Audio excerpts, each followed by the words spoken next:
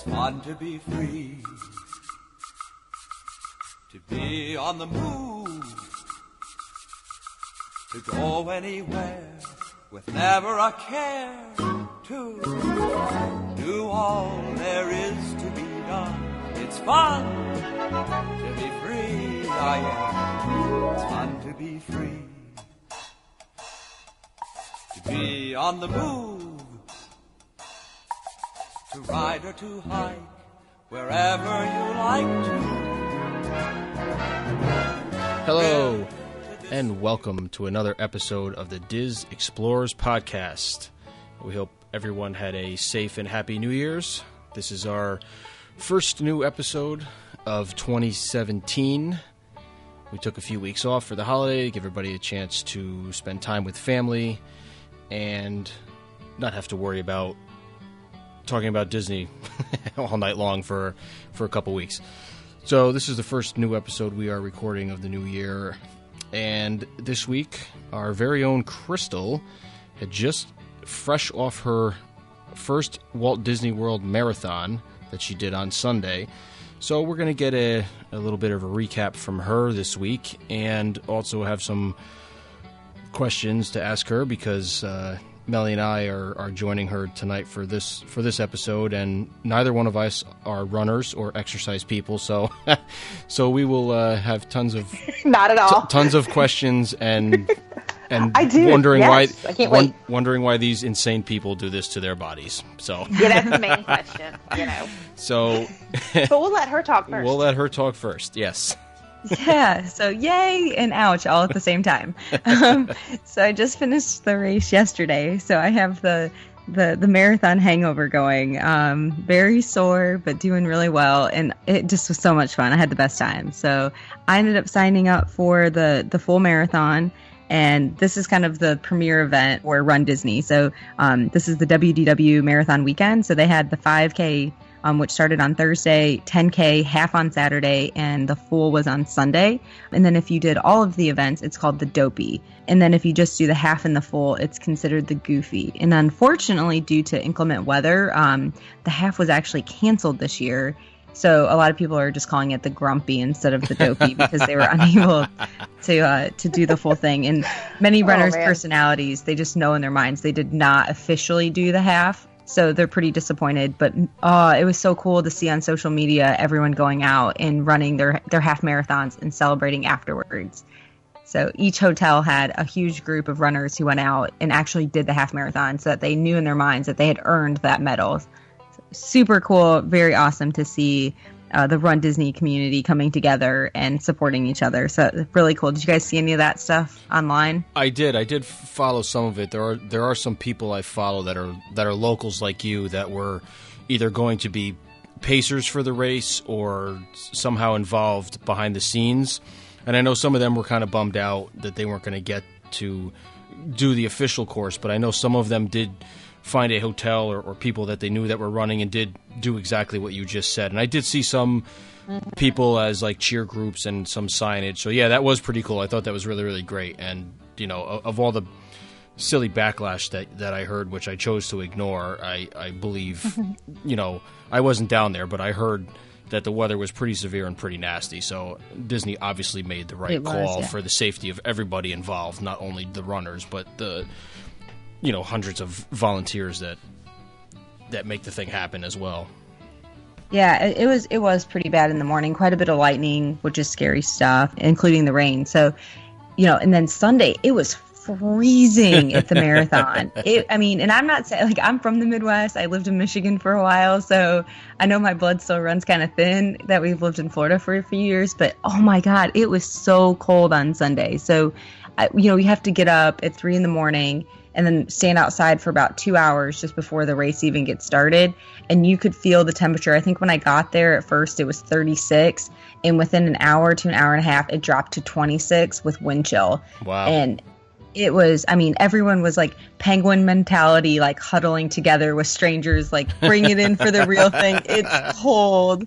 So it was very, very cold before the start of the race. But, you know, this race is really the premier event for Disney because you get to run through Magic Kingdom. So I've done some of the other events, Star Wars, Wine and Dine, but you get to run through Magic Kingdom. So that was probably one of the best moments, was running down Main Street and being able to actually run through the castle and take some photos. So that was really the highlight of the marathon, even though it was within the first 5 or 6 miles. It was quite awesome, but we did get to hit all of the theme parks and then finish right outside of Epcot in the parking lot. So that was really neat. It's a crowded race. So I don't know if you guys, how many people out there have run a Disney event versus other road races. Disney's crowded. Based on where your crowd placement is, it can be more crowded or less crowded. So I was in a particular situation where I was in Corral H, which is kind of in the middle of the pack. I did submit a time in order to get Corral H. If you don't submit a time, you'll be in the back of the crowds, and it went up to Corral P. So you do have to submit a time, and then based on your time, you'll get closer to Fat. Sorry? So you submitted a time from a race that you ran before? Yeah, so you can submit a half marathon time. So you don't have to do a full marathon and submit that time. You can actually just do a half. And then you put in a projected finish time. So they'll place you based on your projected finish time and then they'll go in and confirm that you've done a half. Well, you'll be able to meet that same pace. Okay. Now, that's how they kind of dictate. I would still be on the course today. Yeah, I would still be walking right now. If there was a Z, that's where I'd be. Well, you do have to maintain a 16-minute mile pace. So they have this, after all of the corrals cross the starting line, they have women who are called balloon ladies who maintain the 16-minute mile pace. Yeah. So if they kind of catch up to you, then they actually will stop you and put you on a bus. So you have to maintain that quicker pace. So I saw people like going on to Expedition Everest and seeing characters and doing a bunch of things throughout the marathon. So if they were in an earlier corral, they knew they had 35 minutes where they could actually go on a ride. But if you're in that last corral, you got to stay ahead of the balloon ladies or you're going to end up getting picked up because you won't stay on pace. So I think it's a 7.5 hour finish pace with the 16-hour start. But the first corral started, and I don't think we actually, like being in Corral N, it was almost an hour before we actually crossed the starting line after the first group went. So you also have to stand there a lot longer in the cold if you're in a further corral versus getting there up front. And each corral has less people in the front groups. So I think the first and second groups maybe only have 200 to 400 people. And then towards the back, there are 1,000 people per corral. Holy crap. So I think it's 12,000 people total within the race. And then They also offered the half marathoners to decide to go ahead and participate in the full if they chose to do so. So they said there were about 1,200 of the half marathon runners that chose to go ahead and do the full. So you had those people added in as well. So it was very crowded. Wow. During the race. And you just kind of dodge people, but for the most part, the etiquette's pretty good. The better corral you're in, it seems like those are more avid runners. So the etiquette to, move over to the side before you go into a walk is much better. The further back, you'll get groups of, 10 people who all of a sudden will all stop and walk at the same time because they're doing an interval, and they'll be, from left to right all the way across the road. So some of that stuff is challenging. And towards the end of the run and you're getting tired, you're like, oh my God, you have to move over. I can't take the extra 2 steps to go around you, please. Get out of the way. Yeah, and I hate to sound like I'm coming off as rude, but it's just like, so you get so exhausted. You're like, please, I just can't. I can't take the 2 steps. No, I could totally understand that. Especially if you're running, if you have like a decent pace or some sort of a pace, you kind of don't want to either slow yourself down like you said, or to go to the side and go around. I guess it'd be, nicer just to stay on that straight path. Well, it's tough for me because then, I don't mean to make myself sound like an old lady, but I have really bad knees. So I have runner's knee in one, and I have something else going on in the other one where my kneecap is sideways. So it's once I get my knees going, for me to make a quick left or right movement, like you're swimming in between the crowd, is really challenging for me to do. So I'm kind of slow and steady when I get the gear going. It's hard for me to veer left and right or even to stop. So it's, depending on what you have going on. I respect why they don't move over because they're exhausted too. It's just one of those things that you don't want to trip over them. You want everyone to stay safe. So it's more of a safety thing too, that you're to keep the flow of the traffic moving, to slide over to the side. But regardless of that, there's so much stuff to see on the course. They had tons of characters along the way, and they were characters that you can't see every day in the park. So they had Jack Skellington out along the course, Tweedledee and Dum. At one point, they also had an entire area with just extinct attraction ride vehicles. Yes, I saw pictures of those. It was so cool. I was geeking out. Oh, so it had 20,000 Leagues, like the huge submarine there. That The was ride cool. vehicle from Snow White and Snow White's Scary Adventures. The car from Toad's Wild Rides. Is it the Skyway Bucket? There was a Skyway Bucket. Yep. It was so cool. I thought that was the coolest things that they had along the course. Yep. That full scale Nautilus from 20,000 Leagues was like, oh, I saw tons of people on Instagram. I saw pictures of that, and that was all over Twitter also. And I was like, holy crap, that would have been. I probably would have had to stay there, stood there and shed a tear and like knelt and had a moment of silence for all the rides of my childhood. All that awesome, and I don't know that even that could get me to run. But Oh man, it's still like awesome. so, yeah, it was really neat to see that kind of stuff. And then you also got to go in all these backstage areas too, as they kind of filtered you in and out of the different parks. They would allow you to, they had us running through some of the side entrances. So that was cool. We had to see like the backside of Magic kind of stuff, where you would run by the parade storage area and the backside of Splash Mountain, and you could see some of the ride vehicles that were sitting on the side. And then at one point, everyone was complaining about it, but we ran past the waste management area, and I was kind of geeking out again. It's I was really like, cool. I I've never seen saw this that stuff before. I'm like, with the big tube. That's where they. yeah, I'm like, it's kind of cool. That's where they take you if you do the tour that I did with my wife back in September. They take you back there, and I'm not going to get into it again here, but we went into that shed where the Main Street Electrical Parade used to be. Nice. So, but it was that whole same area behind Splash Mountain, and the garbage corral is there. So, yeah, that's very cool to go and see that. No, stuff. they sent us out on this like conservative area. I guess they have like so many acres set aside for conservation. Yes. And they had this huge waste management plant back there where it was like the round tubes with like sweat coming off of them and Yep. stuff. And it reeked back there. It was kind of gross. And they had these signs along the way like talking about why we were running through that area. And everyone's like, this is gross and terrible. And I was like, I've never seen any of this stuff before. I didn't even know this was back here. No, So it was I really enjoyed kind of seeing, it was almost like a little mini tour, seeing new parts of Disney that I didn't realize had existed. And just pass the time too, because, there was quite a few areas where we were just out on Highway Road. And Disney does a good job of having DJs and characters out there, so it does help to move the time along. But when you get tired, you need some stuff to look at. So Disney does a good job of keeping it interesting. But it was so much fun. I had such a great time. The miles, Disney always says every mile is magical, and it really was. I had the best time. I got done at mile 25. We ran through Epcot.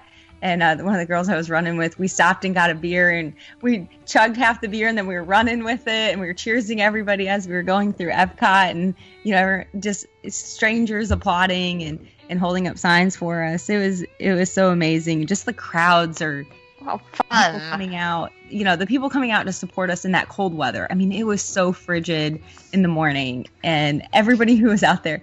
At one point, there was snacks. So towards the end, in order to refuel, they, a lot of people stand out and they'll give you Twizzlers and Swedish Fish and pretzels and M&Ms just to try to give you some sugar in your system to keep you going.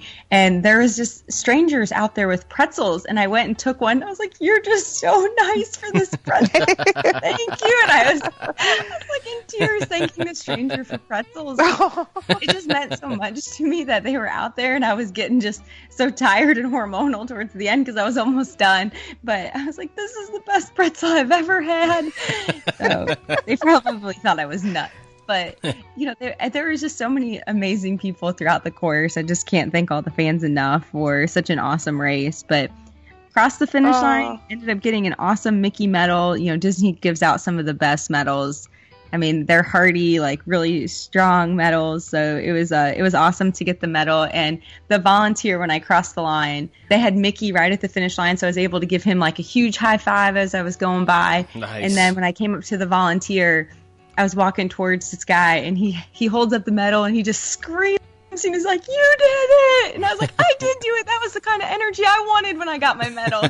Aw. The guy gave me this huge hug, just this random volunteer. So it was so amazing just to, everyone that you kind of interacted with shared the excitement for the race. And everything Disney does is just top notch, from the medical tents to even just the porta potties on the side of the road and the water stations. They just make it the best experience as possible. So great race. I'm glad it was over. I'm glad to be at my home, like my house in my nice warm bed, taking Advil and, using ice every few hours. But it was a great experience. Nice. Oh, man. So I just have a couple of questions just on the procedure on it. Now, I know many people do the race, obviously to run, but then also, like you said, there's characters that are never in the parks, even during, like, special events or anything else. What is the protocol for, like, if you want, is there photo pass photographers there, or is it just basically, like, you stop, click a selfie, and keep going? Like, what's the procedure with that? So when you get your bib number, it has a message on the back that it says if you have a photo pass that you can actually go in and link it. So I'm an annual pass holder. So one of the awesome benefits of being an annual pass holder is you get all of your photos for free. Yes. So I went in and I linked my photo pass. So I have all of my photos from the race within my Disney experience now. Oh, that's awesome. And they were loaded within maybe a few hours. So I could go in and I could see everything and download for free. So that's a huge perk that, other races that you do, they're going to charge you between $70 to $120 for your race photos. And you're going to pay it because you want them. Right. Other than that, everybody runs with their phones. So, like, I had my phone the entire time in, like, a pack that I carried. So we did a lot of selfies. But as you go through, as you see the characters when you go through, they'll have photo pass areas set up. So it links everything through your bib number. So as they snap up a photo of you and you have your bib, it'll automatically link it for you. So if you have your bib covered for some reason, you are not going to get any of your photos unless they're on your phone. Oh, I gotcha. Now, and then in regards to meeting the characters, there are lines for all of the characters. I was going to ask that. You have to maintain your 16-minute mile pace. If you're in one of the earlier crowds, then you can wait, an hour to see a character, depending on who it is. I mean, I saw people jumping on rides. So if the park was open and the rides were going, people were getting on Everest. And we actually went over to see how long the line was for Everest, and it was 25 minutes. Wow. So you could That's potentially hilarious. maintain your pace. That's awesome. You could go on any of the rides, which was really cool. Absolutely. I didn't stop to see any of the characters. We didn't wait in the line. We went... Well, maybe one or two. There was like the raccoon from Pocahontas we jumped in and got photos with. Miko. So we did it based more on the lines. But when they had, we ran in front of the castle at Magic Kingdom, they probably had 6 or 8 photo pass photographers set up there. So we were able to get in and out very quickly with those pictures. Nice. And then we also got a few on our phone too. Oh, cool. Okay. Yeah, so, I mean, plenty of, like, photo ops, and there's people standing there who will also take pictures with your phone as well. So it just depends on, what you want to do. But thankfully, all of my stuff was free. So I've already gotten all my photos, and they turned out great. Nice. Yeah, I figured they had some sort of system down. I just had never, you see people who post the pictures all the time, but then I'm wondering, are they just, there has to be lines for some of them. I can't imagine you're just running right up and literally running, stopping for a second, taking a selfie, and then running again. I figured there had to be some downtime. Yeah, I saw Belle in Epcot, and there wasn't a line for her. She was just out there with the crowd. So you could run by and do like a selfie with her. And when I did the Star Wars, like I ran by like 20 stormtroopers and just gave them high fives. So there was a few photo ops that there weren't long lines for, but some of the other ones like Tweedledee and Tweedledum and like Anna and Elsa were there. Like some of those were a lot longer. Right. But when I did Star Wars, there was Chewbacca, and as you got in line, they said you are not going to maintain 16-minute mile pace if you stand in this line. Oh, wow. So they'll have somebody there like forewarning you that you might get picked up if you do that. Gotcha. I gotta imagine, like you said, characters that you never see would probably be the ones I'd be most concerned about if I were to do it. Like, you can go see Chewbacca now, and like Belle's always out in Epcot, so... But I guess when you're caught up in the moment and you see them and you're running, and it's like, oh, might do it while I'm here or something like that. Now, do any of them have special outfits for the race? Like Mickey have like a runner's costume or something on at the finish line? They did, yeah. So like they had like the Fab Five characters at Wide World Sports, and they had like sports uniforms like on. Like Goofy had a baseball outfit on. Jack Skellington was probably one of the coolest characters that I've ever seen. Yeah. So I've never actually seen him in the parks, and I had no idea how cool he was going to look. And it was, and I'm probably going to get some major shade on this one, but I don't know the girl's name from the movie, but she was there too. Sally. Yeah, so Sally and Jack Skellington was both there at one stop, so you could go in and meet both of them. And that was a huge line. So it was, the characters it was really, really cool. And there was a ton of characters. So there was an opportunity probably within every half mile or mile to see a different character, whether it was Pinocchio or Wreck-It Ralph. And then one of my favorite character spots is as you run up one of the ramps, it's a pretty excruciating incline that you have to go up. They have the Toy Story army guy, and he stands there and yells at everybody. So if you try to walk the hill, he'll make you do push-ups. So one of the guys started walking, and he's like, give me 5, and starts yelling at this random runner, and the guy jumps down and starts doing push-ups. And he's like, that was too easy, one-handed push-ups. And everyone's cheering on this guy as he's just destroying push-ups. But it was awesome. He did such a good job. But that's one of my favorite character spots because this guy is just having such a good time with it. He's just laying in to the runners as they go by. In addition to that, he's like, that outfit is adorable, Yeah. Like he'll say nice stuff too, but it's really cool. Now, that was going to be my other question. Do people wear outfits and stuff besides regular running outfits for this like they do for some of the other races? Like I know the Star Wars ones and the Princess ones, people tend to either put tutus on or in full costumes and stuff. Does anybody do that for this particular race, or is this kind of more, you gotta, less is more? Yeah, less is more, definitely. I didn't see as many crazy outfits as I did when I have done some of the other races, like the Star Wars half. Multiple people running in Princess Leia bikinis and different things. I saw a few outfits that I was like, how are they going to run 26 miles in these clothes? It was a lot of leggings and sparkle skirts, but it was so cold that if people did have really nice outfits, they were probably bundled up, because when I started the race, I had 2 pairs of pants on, 2 long sleeve shirts, and a running vest, and then I had gloves, and then I was bundled to the top, like from top to bottom.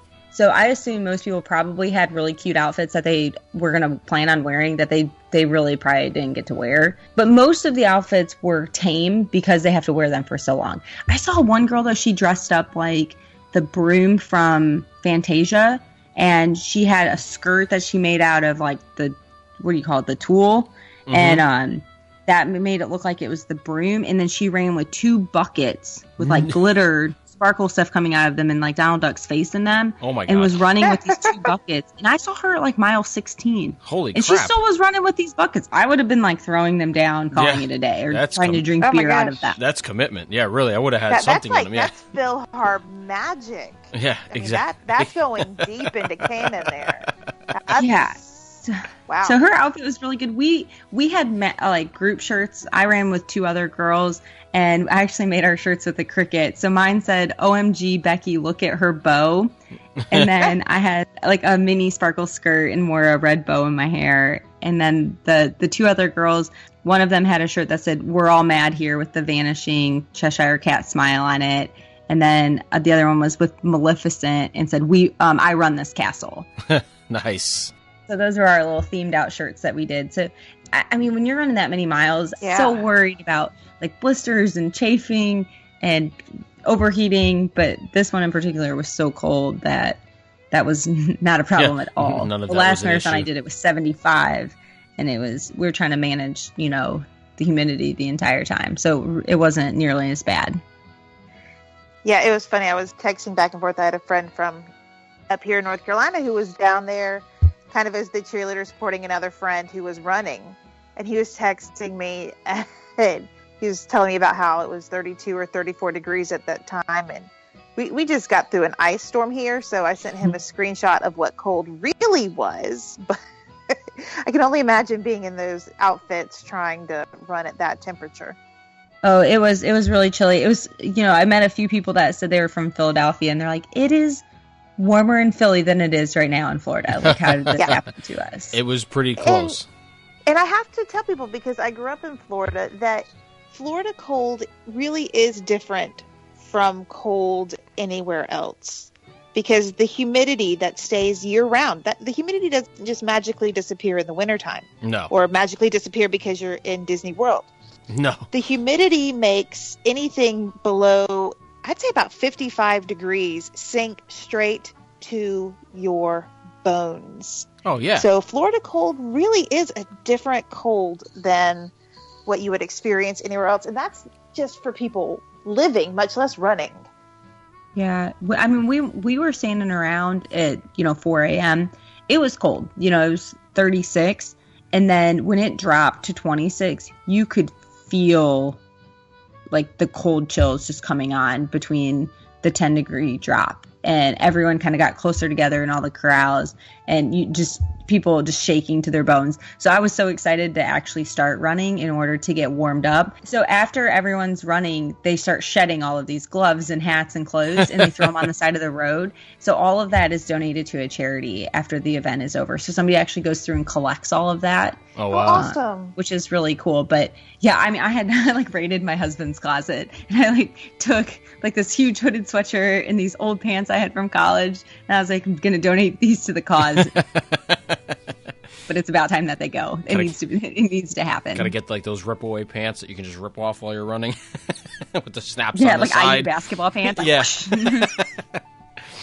Well, as cold as it was down there, it was still colder up here in Connecticut because it was snowing, and I was pushing the snow around, and with the wind, it was about 4 degrees out. So.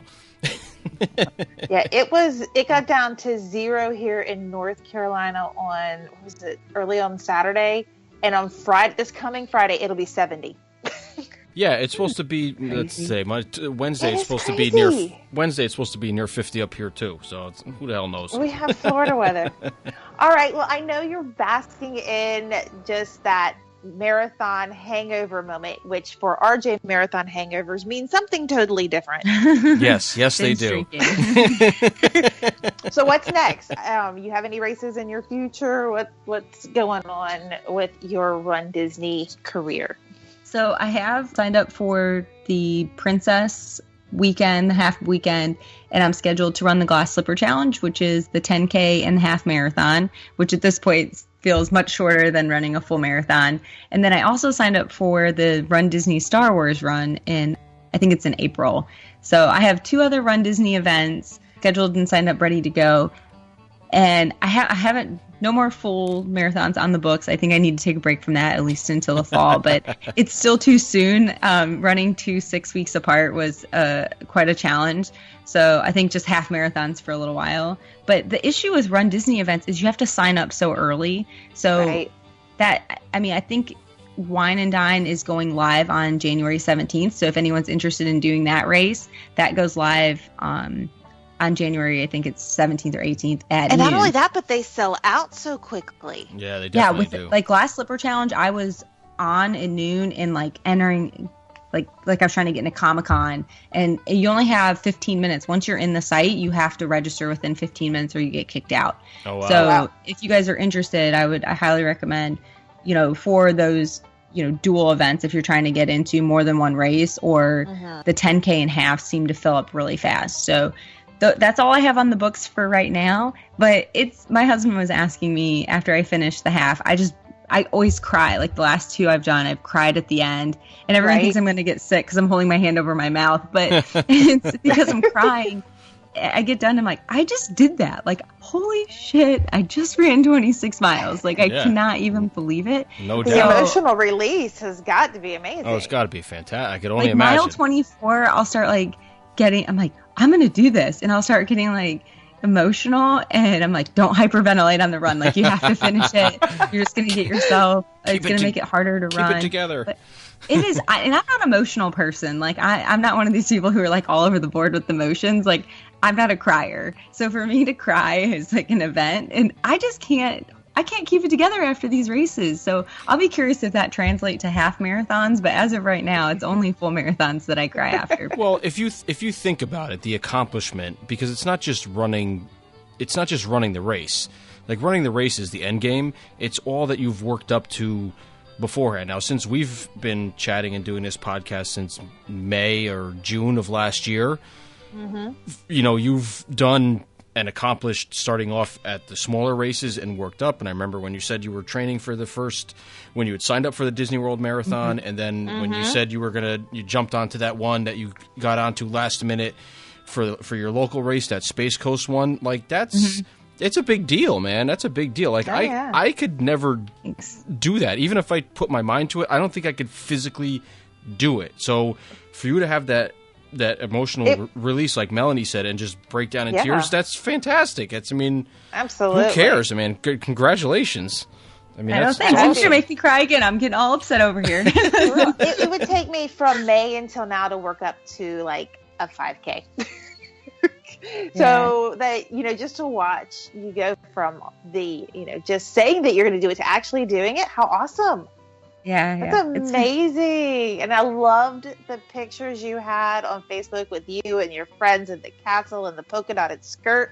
It was so much fun. I'm sitting here in the snow, just kind of watching all of my friends put up their pictures on social media and seeing how excited you guys were even in the cold. Because I know it wasn't just you.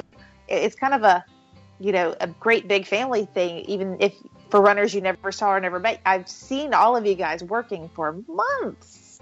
Yep. That's crazy.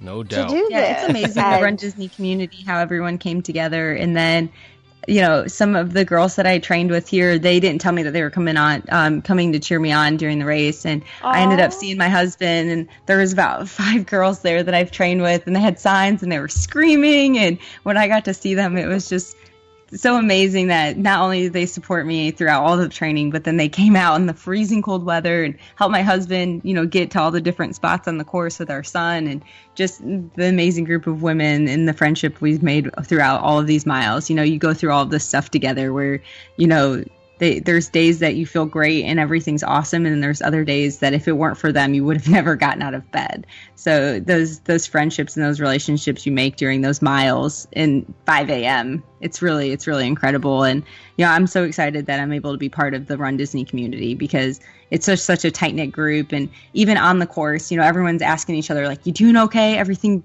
going all right? If you see someone stumbling or you can just tell that they're not doing well, everyone encourages each other and takes care of each other. So it's quite an awesome event. I would highly recommend checking out any Run Disney event. And even just runners in general, it's just such a unique community. You have to have a screw loose to do some of this stuff, especially the dopey. I haven't officially crossed to the dark side and said I would do a dopey just yet. So if you hear me considering it, make sure to talk me off the ledge. But I'm not ready to go to that deep, dark place just yet. Maybe do a Castaway Key challenge first. Where you do the marathon and then cruise and just do the 5K on the island.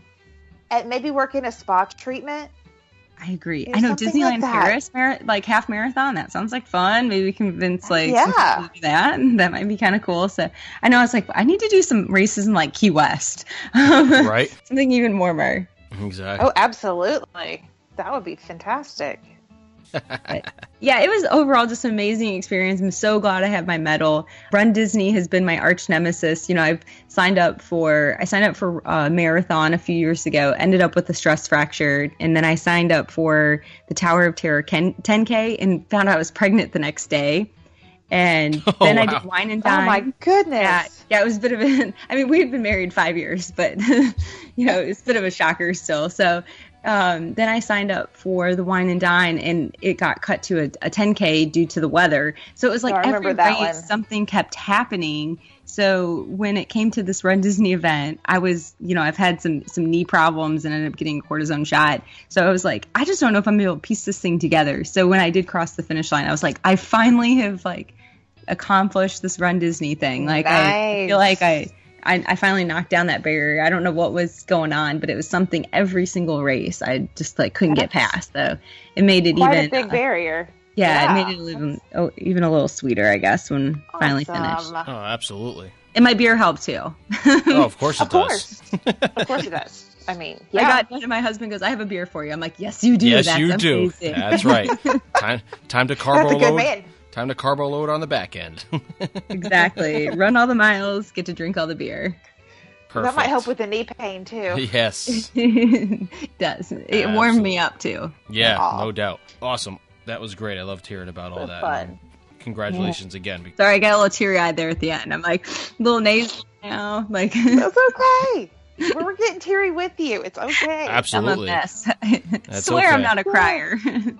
I'm not either, and I'm getting emotional. So, you know. I'm not either. It's the Disney effect with the just life accomplishment thing all rolled into one. That's what we'll blame it on. Exactly. Disney tears are good tears. Absolutely. No, without a doubt. All right. Well, that was fun. That was great.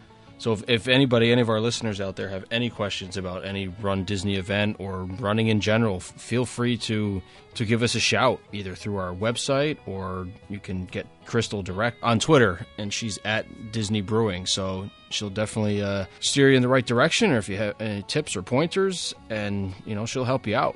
Yeah, happy to. So with that, that's gonna wrap up this episode, and we thank you all for listening. And as always, you can find us on the World Wide Web at thedizexplorers.com, where you can find links to all of our social media accounts on Twitter and Instagram and YouTube, and as well as all the individual accounts for all our troopers. We will definitely be back in full force within the next coming episodes. We have some great stuff lined up for this new year for our little podcast, and we appreciate everybody who started with us about 6 months ago and who has kept going with us and spread the word out. We have Milford tracks our numbers for you and puts out a nice graph for us every month on our personal Facebook page that we have, and our numbers are steady and our numbers are doing really well, and that makes us all really happy. At least we know that people are listening and are enjoying the content and what we're talking about every week, so that always makes us feel good. It probably wouldn't stop us from talking, because since we like talking about Disney anyway, but so we may as well record it and put it out there for you guys. That's right. So it's not just like six strange people talking into microphones in our houses late at night. So with that, that's another podcast. Yeah, exactly. So with that, we're going to say goodbye for this week, and we'll talk to everybody soon.